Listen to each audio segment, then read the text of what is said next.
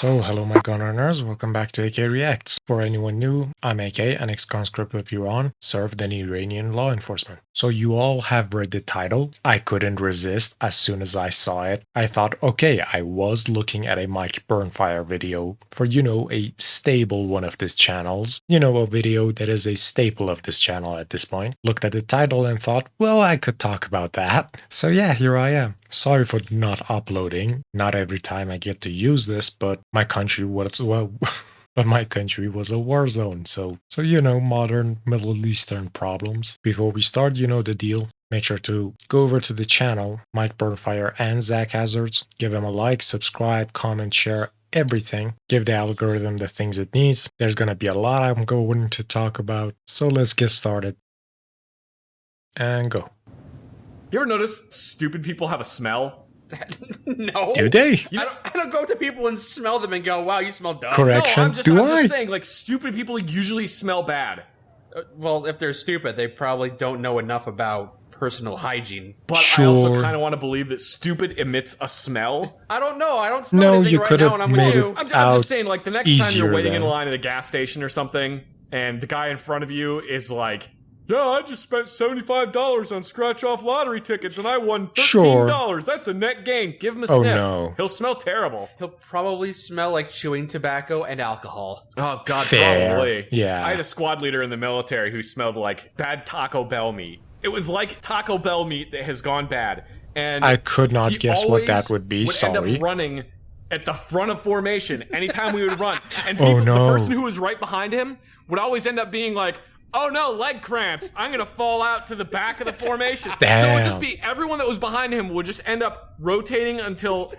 Just keep rotating. Person Until in the one front, of them all the way started back. Person in the puking front, or all the way to the something. back. I don't know if you were Damn. trained for this, but in Poolee training, we had Indian runs. Now I know what they were preparing us for. Yeah, it was pretty much that. It's exactly that. I think he got yelled at by our chain of command because there were so many people that went to our leadership and were like, They called on him? Damn. Sergeant X smells like rancid taco meat. Can you make him take a shower? Well, apparently he was Force him, homeless for a order very him. long period of time.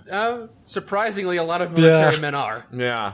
But none of the branches teaches you how to manage your... Honestly, just a small point I need to make. For all that I have heard about how great the US military is and all that, and their capabilities and stuff, the fact that you don't take care of them as much as you should, is such a huge deal breaker for me. How are you treating your soldiers worse than Iran is? Like, genuinely. I have a entire video dedicated in another one of these. Like, I think the title was why you shouldn't join the military, and even in the thumbnail I put a lot of benefits or something, but don't. I made the point that the morality of it would be bad, but there are a lot of benefits to it, like the insurance, the private hospitals, a pretty good base starting point for a wage or just making money, but it technically is a poverty draft itself, not unlike America, because if the government is the biggest one giving you the paychecks, you would most likely go for that. But at least they would take care of you. I don't know, I have only had mine for reference, so I don't know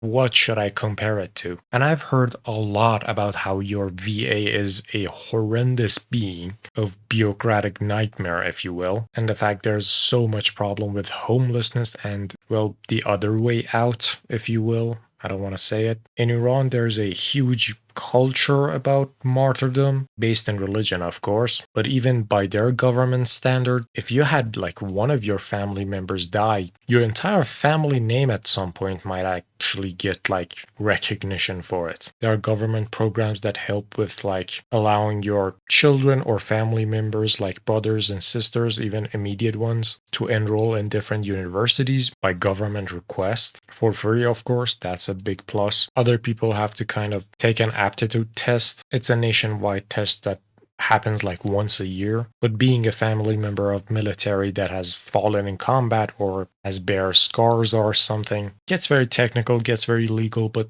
they do take care of them a lot. insurance, housing, private schools that only allow government personnel to enroll their kids in, that kind of also rival private schools. But these are all for the people that have joined in, like, officially, as a officer, if you will. For us conscripts, we were allowed a meager salary, way less than the officers. We were being paid like 1/3 of an officer, and we were doing the heavy lifting, if you will. But the private hospitals and the insurance did extend to conscripts as well.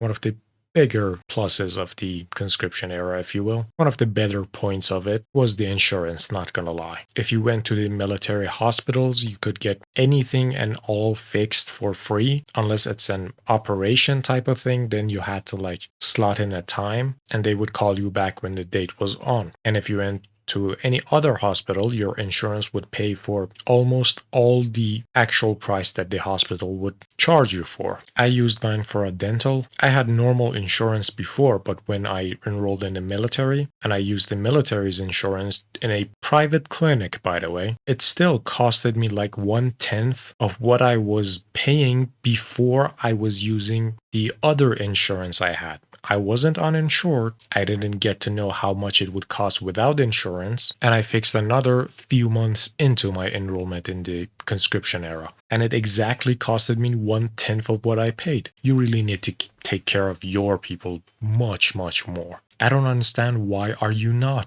Is the sign-up bonus when you actually enroll is such a big number that you just don't care about anything you hear after? How do you keep recruiting? You know, maybe it's not that bad. Maybe I just heard too many bad stuff. Shout out to Five Finger Death Punch, one of my most favorite metal group bands ever. They have a song called Wrong Side of Heaven. Not gonna lie, make me cry. Just, you know, FYI. Let's keep going. Your money or have a good social life. Oh God! No. Let's go back. But For a very long period of time.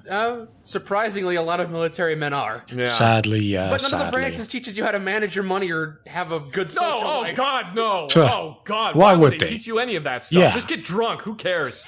Just have No. a pulse and get in. That's enough. The most scared I've ever been. Oh, here it Probably comes. when I crapped myself sitting on a toilet. To be fair, the That's toilet where is the you're best place to suppo- crap yeah. yourself. But I crapped myself because we started getting mortared. Oh. Huh. Did the fear cause you to void your bowels? I was sitting in a porta potty. It was very, very hot. Well, what I else just are had you to gonna this do? as fast as possible? Was there so a I don't have to shelter spend nearby? Any time in this sweltering porta potty. Porta Oh. potties in the desert are actually very, very hot. Okay, before we start with any of these, just wanted to say, I know this is porta potties, I'm talking about toilets. I have to say, between our toilets, which is like a hole in the ground with a hose nearby, and your throne room, if you will, I like mine way better, like genuinely. First off, scientifically, drains better. Good for a myriad of stuff. Look into it if you will. Second, we can wash. That's like the biggest plus there can be. You know, if you want to go to clean yourself in the best possible way, you would take a shower, rinse it with water. That's the standard, right? I don't get you guys using toilet paper. Seems inefficient, seems something that you have to have at hand always, an extra charge for it. And you guys are just maybe discovering bidets, which is still our toilets with the hose, but ours is controllable at least. I don't know. I feel like ours is just way better, way more simple, and honestly cleaner. At least you don't have to feel yourself every time you want to do something and be done with it, you know? Just hose it down. Am I insane for thinking that seriously? Let's keep going. Sweltering porta potty. Porta potties in the desert are actually very, very hot. They are Sure, incredibly everything in the hot because desert they're- is and they're extremely very stinky hot. because there's no ventilation. And usually, when they come to clean out the porta potties, they just blast the inside of the porta potty with a power washer, so it's always humid in there. And there's never any it's hand soap. stuffy, humid. I'm sitting in the damn. porta potty. I'm trying to make my business as quick as possible, and then I hear the incoming siren. The moment I think I'm going to want to be quicker, a mortar impacted, I would say, within a couple 100 yards. The pressure wave of the mortar hitting caused the entire porta Just a potty. second. I will need to convert that, sorry. 100 yards to meters. 91 meters. Okay, that's actually easier. Still way too close for comfort, to be honest. 100 meters? Let's keep going. To flex. Oh! Oh, no. There was no shrapnel that was near me. I wasn't technically in any danger, but the walls of the porta potty went woof and flexed after the mortar went off. Damn. I no longer had to use the bathroom at that point, and that wasn't because I had tensed up. That was because my bowels had evacuated into the porta potty instantly.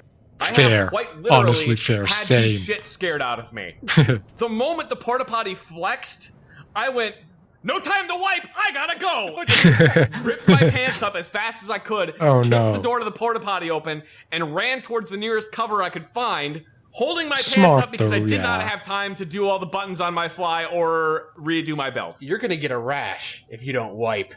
The nearest cover I could find was an MRAP. I wanna say so many mine-resistant, things about that, but ambush-protected yeah. vehicle. MRAPs, The doors yeah. for these things weigh about 500 to 600 pounds. They're really heavy. I ripped that Just 1 second. 500 pounds to kg. 200 kg, alright. thing open like it was nobody's business. Hopped straight up into the vehicle, sat down, and slammed the door behind me. And I look over, and there's Smart. a sergeant who is sitting in the vehicle as well. Oh. And he's just smoking a cigar. First time getting mortared, huh? Had to shit, huh? I said, Saw "Yup." it. And he goes, don't have to shit anymore? And I went, nope. And he goes, you forgot your hat. And I went, shit. I'm not going back for it. And he goes, I don't Smart. blame you. And then neither of Yeah. us said another word to each other for the rest of the time we were in there. Yeah, fair. Completely. Why did the Army uniform? Alright, that's the part. So I'm gonna try to talk about mine. First off, the biggest times I have been fearful. Well, there was a multiple type of occasions in the conscription that happened. I was active during the riots, the protests, if you will. I won't divulge the time, but there was a lot of people involved, of course. The nationwide protest itself was very predominant at the time. And believe me, while I have no love for the government, I know far better to not disobey orders. There is no law protecting you when your officer orders you to do something. Thankfully, at the time, our captain was a very good man, typically speaking, morally, religiously, went through higher education and then came into the military. Like, he was different from the rest, I would say that. Kept the city I was in very calm. Protests were peaceful. No one got engaged, at least for the first week. Then the entire country was in uproar. The more protesters they shot at, the more protests took shape. And believe me, as a person of Kurdish descent, it was very morally conflicting, to say the least, to have to fight on the side of the government against a person, against the protests from the people that were protesting the killing of a Kurdish girl. That was definitely one of the big points. That was definitely one of the top 10s. Definitely not the top 5 though. During my time, I also helped with a unit called the CID, Criminal Investigation Department. That was its official designation. Yeah, the Iranian police have official English designation for each unit as well. During that time, in CID, every horrific thing you could think of that a police station would look after would be their department, the worst of the worsts, being murders, arsons, kidnappings, like anything organized crime would get a hard on for, if you will. We were in a car chasing after the guy suspected of murder, which then he was convicted on that, and then another charge. That was, one of those moments that I mentally prepared myself for, it might get really, really bad this time. Because, people aren't in their right mind when they do stuff like that. You can't expect anything out of them. Every time I donned the riot armor stuff with ballistic shields and all that, those were bad. We went through mass brawls. We went to very, very heated land debates. Believe me, those are way more common than you'd think. Anything involving families, like, if a family calls for 911, they're usually the worst things that could possibly happen. Like, genuinely. The lows were the lows, like sometimes they would have problems talking over their marriage or something. They would have disputes and the neighbors would call, just to check if anyone is in distress or something. You would go there, they would be fine. They would say they're talking, they're okay. You would check with the male, the female, make sure there's no problem, just leave. Leave them to it. But when it was worse, when it was bad, it was really, really bad. Like, it was one of the missions that I would on the regular have had to call for reinforcements, or at points in my conscription, I made sure to go back and get the proper equipment, like getting an extra pepper spray, you know. I still had an AK, but you know, just to be way sure. Get an extra taser, get an extra baton. But yeah, domestic disputes, way worse. In my time of service, I was dispatched to this rural village. They had a police station. It's more of a sheriff's. It has a designated area and a zone that they had to control. And under their jurisdiction, there were multiple villages. We got a call for a mass brawl. Went there. There was the entire 2 village gathered there. Be it from clubs, hammers, some with sickles on both sides, like a communist nightmare, if you will. And when we got there, we heard that they already sent some people back to bring the guns in. Not us, the villagers. That was a point that we thought, well, we have to fix this right now before they come back, or it might get very, very bad. Yeah, that was a very stressed out moment. So yeah, those were some of the highlights. Now for the bigger one. One of the bigger ones was genuinely the things that happened during the last month, let's say. That happened during the last few weeks. Just for context, most Kurdish people live on the west side of Iran. Very, very close to the borders. That is, as my province is one of these, they were literally treated as a flyover state, if you will. But also, because they were flyover state, Iran also had its aerial defense systems there. Because, you know, it's something that they had to fly over either way. The majority of the attacks from Iran's side, or when they were done to Iran, happened at very late at the night. I'm talking like 12 a.m. after. Midnight after, mostly followed until like 4 or 5 a.m. During the hours that Iran was sending them, you would see the lights over the sky, and while the internet was shut down, the internal internet still worked. We just couldn't access like Google, YouTube, or anything. We would still be able to access like internal news sites from Iran. So we were still being updated, seeing the visuals, seeing the videos circulating. We just didn't have like stuff like Twitter, YouTube, Telegram, Instagram, WhatsApp.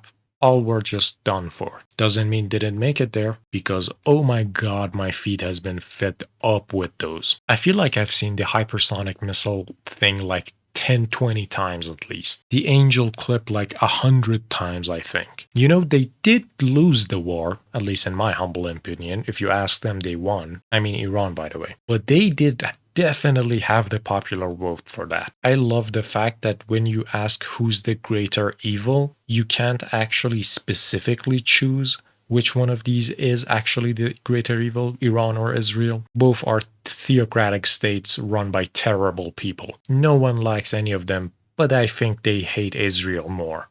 That was genuinely one of the main subject of memes during our wartime meme spreading, if you will. There was just so many of these like dapping up memes. On one side, the moralists, as in like the ones with uplifting the moral attitude of Islam and all that. Very like right wing, if you will. And on the other side, they had the reformists. They would dap up and the subtext would read, F Israel, F traitors. There were so many one of these that I saw. It was insane, honestly. But yeah, because my state was a flyover state, every single night we heard activated missile defense systems. I didn't see, but I heard explosions in the sky, which I'm guessing was either them hunting down Israel's drones and or missiles. At least I'm assuming, because the explosions were very big. I don't know if you can hear it, but my room has many windows that just go out. The room I'm currently talking to you in has very big windows on one side of the wall, and there's 3 outside, and you can maybe, most likely actually,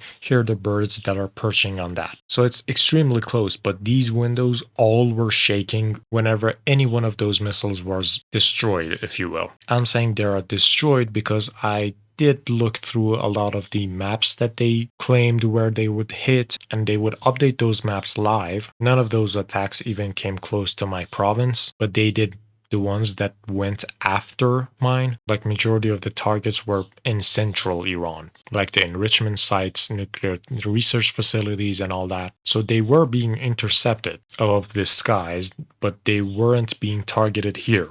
They were just, as I said, flying over. Oh, and just one more thing. I could not just have enough of this, but there were so many meme accounts trying to talk for Iran. So much so, it actually made the headlines. Now, let me give you some context. You might have seen a couple of variations of Iran's military Twitter account or something, posting very edgy stuff, if you will, about the war and all that. From the first day, like they did not set out at all. Now, those pages are verified, but they're not true. All of them are fake. Absolutely fake. So much so that in the second day of the war, I think it was the second day of the war, I saw this news article on one of our state medias that the spokesperson for the army held a tribune and completely made sure everyone knew that they did not have an online media presence, especially Twitter of all places, which makes it so much more fun. Just try to think how it came up to that situation. Some guy had to go through a general of a theocratic leadership, tell him most likely what Twitter is, what they were doing and saying for Iran, and now what this general had to mop up after. God, these world wars are just so funny at this point. I know for a fact that general died inside a little. But yeah, those FPS tooltips that Iran's military is sending you on Twitter, it's not by the Iran's military, but it is good fun. And God bless his soul, whoever is making those. He has been keeping these memes fed for a long time. Another pointless war in the Middle East. What else is new? Two-sided of theocracy that both should be officially designated as terrorists, like genuinely. I have to say, when I started this channel, the only thing I never wanted to talk about was an Israel-Iran conflict. Because morally speaking, I'm in for the resistance. I genuinely support Palestinians 100% of the time. But my stand is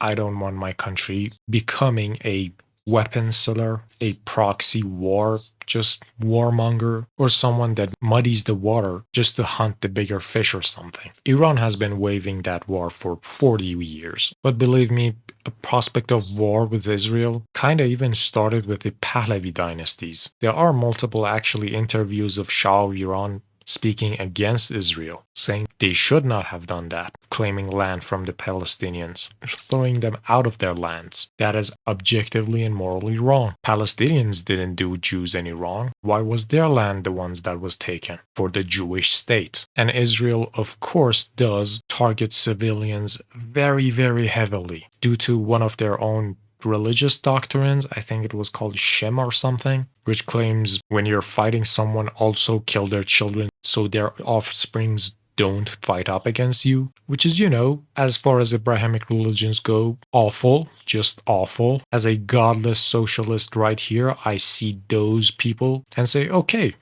those people are religious fanatic idiots. I look back at home and I see the same. The only guys actually getting hurt are civilians of all sides, be it from Palestine, Israel, or Iran. Iran is no angel, everyone knows that.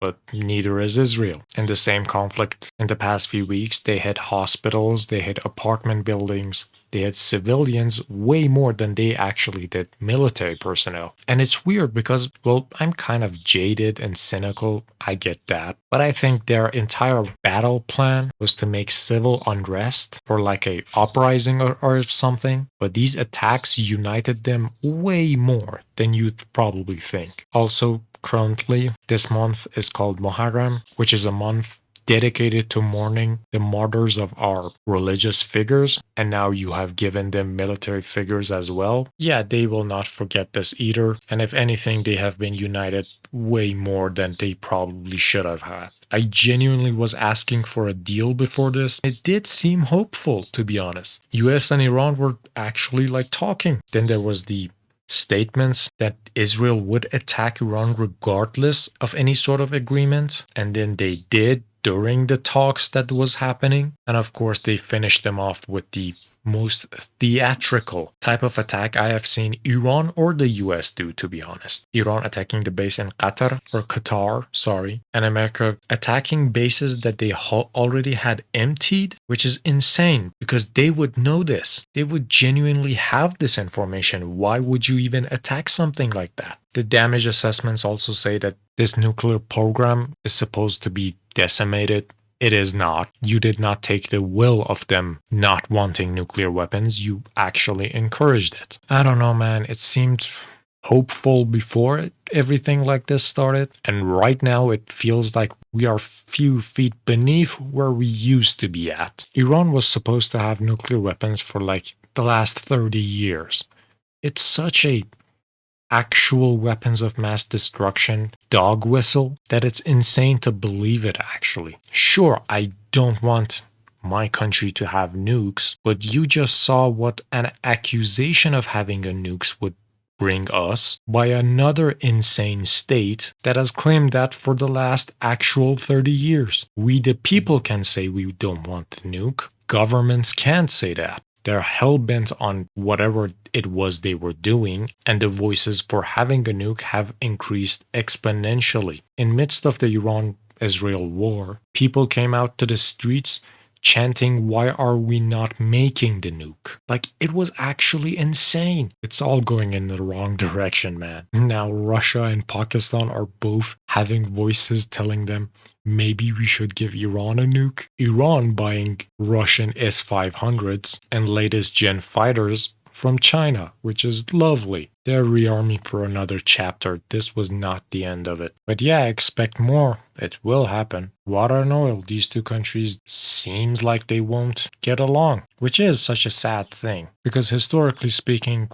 we were just the opposite. We were one of the best friends ever. There are multiple celebrations in the Judaist religion after Persia. Multiple times my country was named in there. Purim was a holiday made because of their history with us. Stories of Queen Esther, of Cyrus the Great, the founding father of Persia, is also a messiah in the Judaist religion. But hey, look at us now, sending missiles with love. How about that? Also, about this scary stuff I said, like the missiles coming and the air defenses engaging them, the drones and all that.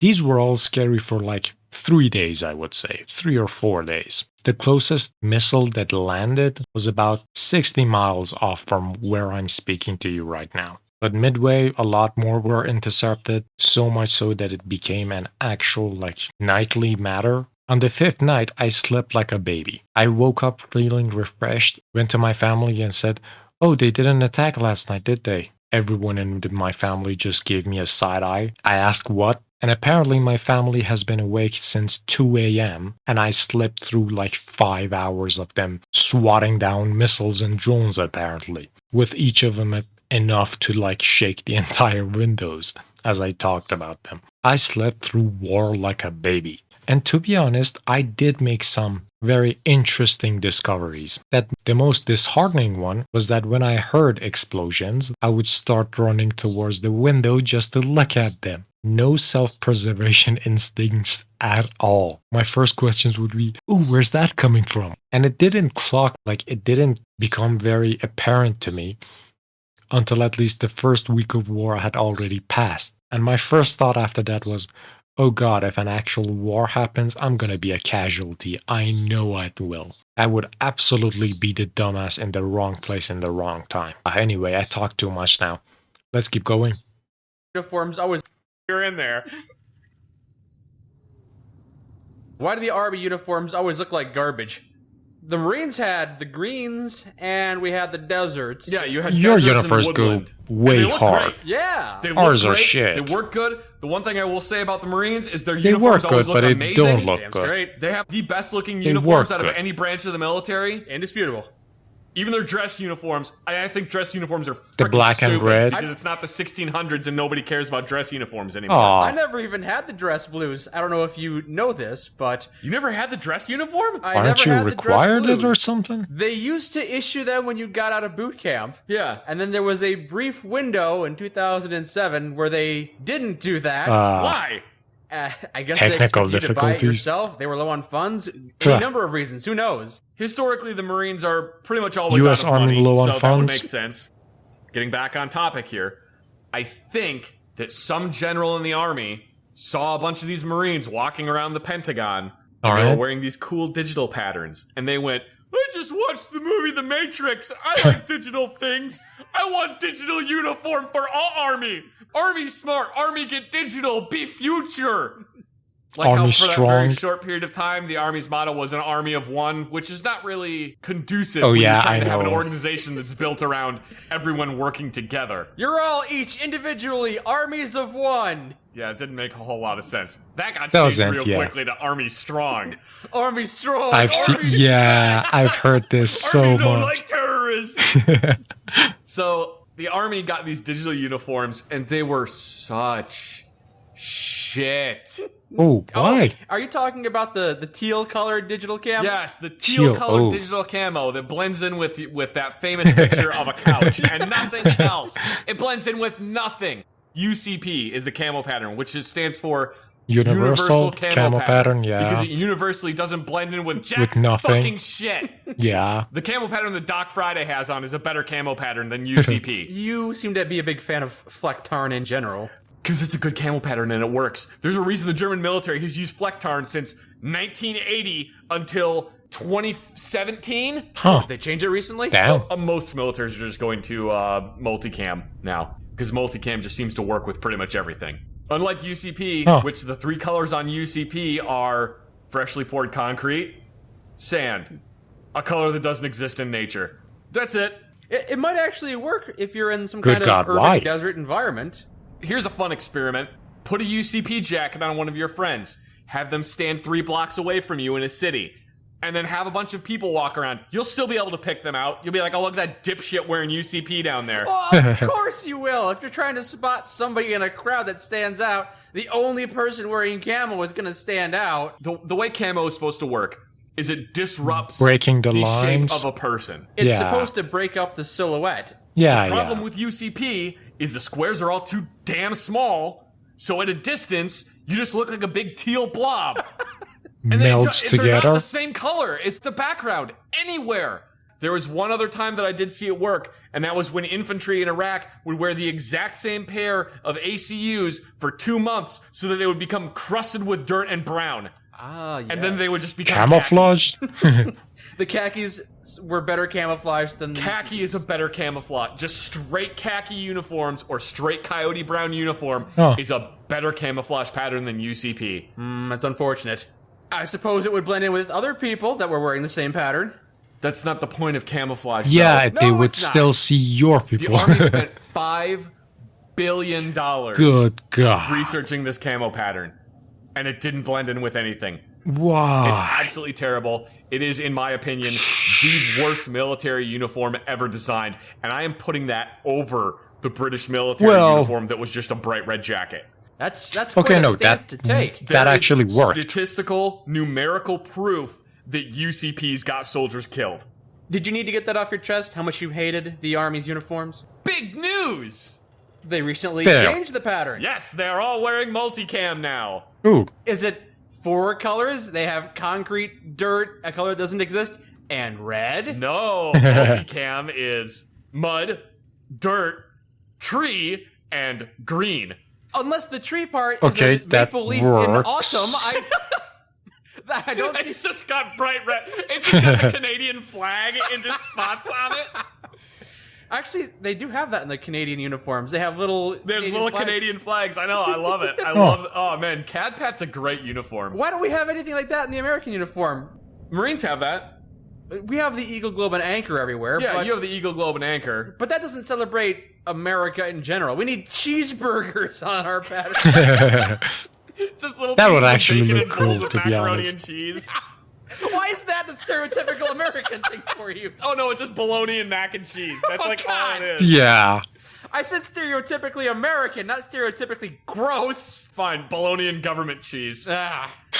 Oh, that was fun. As far as uniforms go, they got us beat. Mine was the pure dark green suit, which I've shown it off in the beret video. We used to call them the cucumber suits, if you will. They looked ugly, but they were genuinely very good modular-wise. Too many pockets to count. Had layers that you could take off, which would insulate you very good. Which could insulate you with their layers that you could put on and take them off if you wanted to use in the winter and the summer. The only forces I've seen that had any sort of camouflage on them were the Army. and honestly, I'm not very familiar with them. The GC has a green outfit itself, but then when they are in operation, they don't wear their uniforms, so what's the point? The only ones that do and use them are the army people. Law enforcement has a ceremonial dress, a office dress, and a operation unit dress, and the law enforcement again for the officers. For the conscripts, we had our own set of uniforms, but also there was these ceremonial ones, like they had sort of sachets, made me feel like a pageant queen, if you will. But yeah, during official ceremonies, you would have to dress up in the ceremonial clothes, and those were all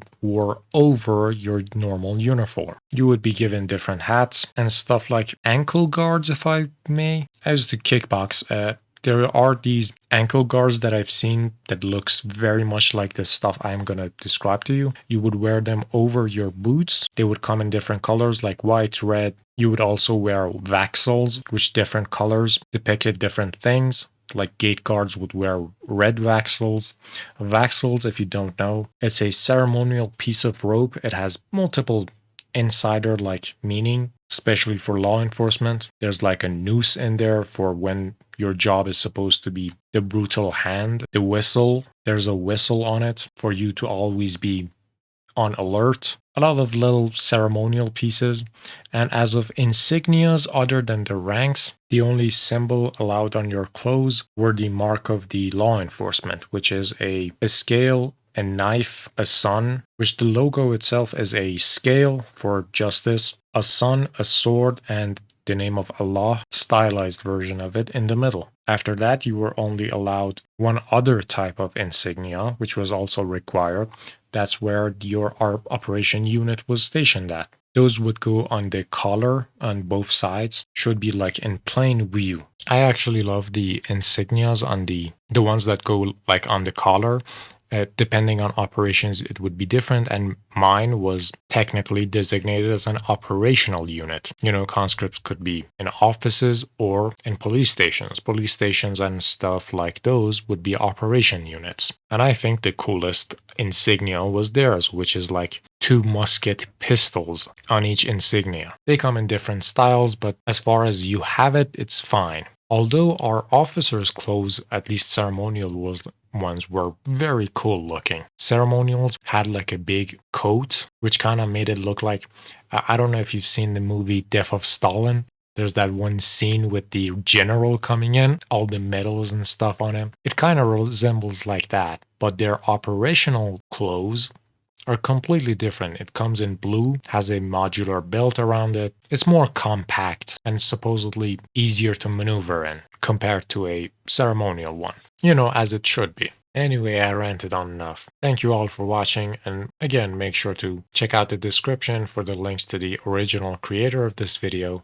And if you want to ask something, comment something, or just help me by feeding the algorithm, liking and subscribing the video, do it down below. I'll surely appreciate it. Thank you all for reaching the end of the video, and goodbye.